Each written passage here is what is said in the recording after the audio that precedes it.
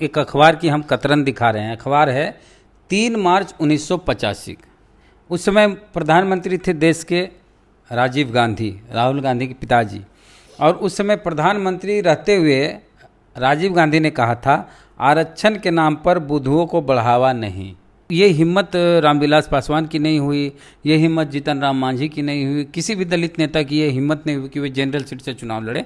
कांसीराम हमेशा general seat से चुनाव लड़ते थे, तो इस सब लोग बात को लेके कई लोग ये कहते कि नहीं, अरे वो तो एससी थे ही नहीं, ओबीसी थे, इसलिए वो जनरल सीट से चुनाव लड़ते थे। राहुल गांधी लगातार बयान देते हैं कि हम 50% का जो बैरियर है आरक्षण का उसको तोड़ देंगे और सबको आबादी के अनुपात में आरक्षण देंगे। दलित पिछड़ों की बात करते हैं, 90% आबादी जो वंचित वर्ग है, एससी एसटी ओबीसी, उसकी बात करते हैं।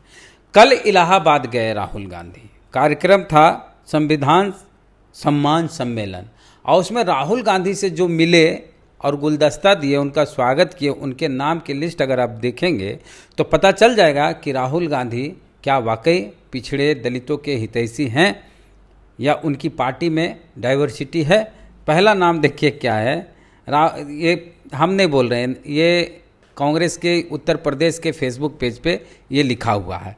लिखा है, संविधान सम्मान सम्मेलन को संबोधित करने प्रयागराज पहुंचे जननायक श्री राहुल गांधी जी का अविनाश पांडे जी।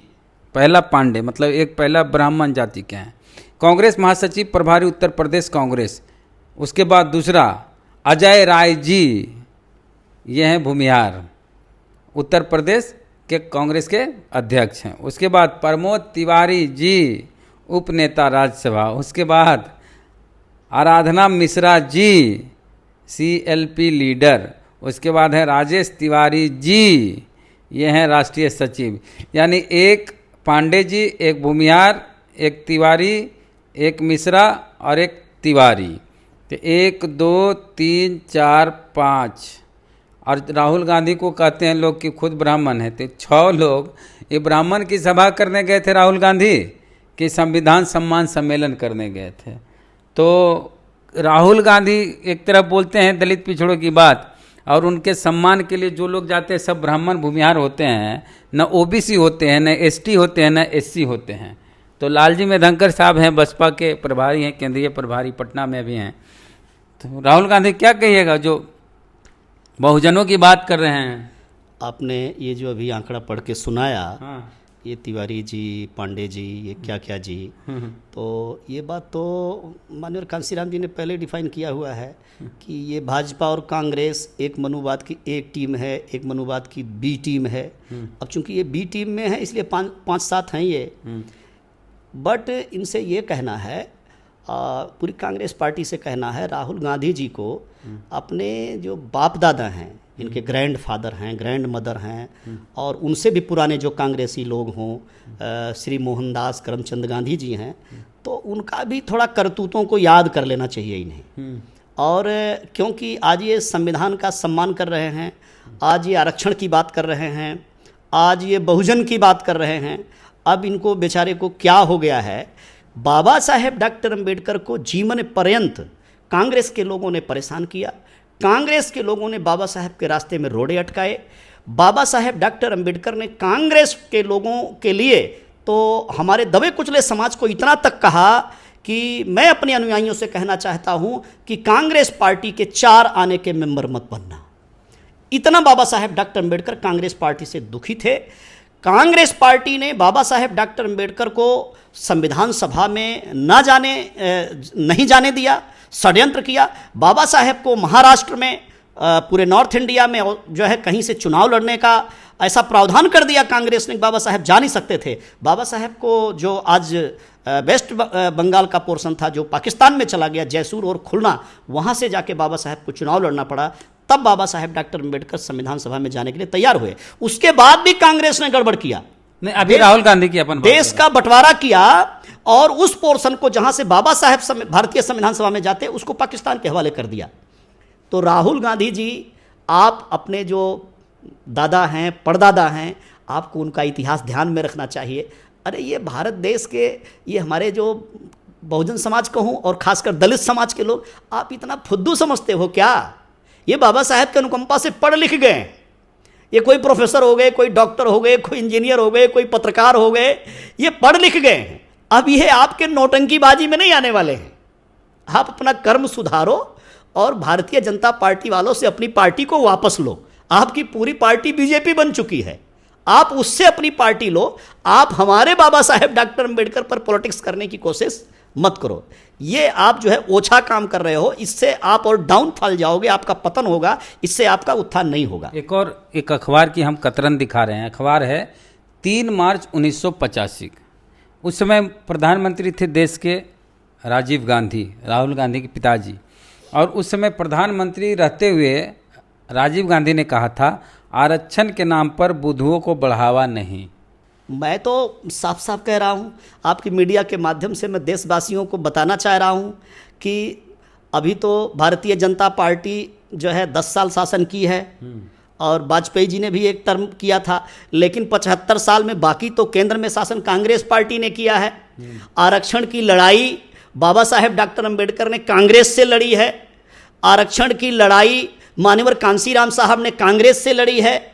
आरक्षण की लड़ाई लड़ करके, अथक संघर्ष करके तो बात यहाँ तक पहुँची है। SC ST को रिजर्वेशन बाबा साहेब ने दिया और मान्यवर कांसीराम जी ने जब नारा लगाया, BP सिंह की सरकार थी, मंडल कमीशन लागू करो वरना कुर्सी खाली करो, तो फिर 27% OBC को मिला।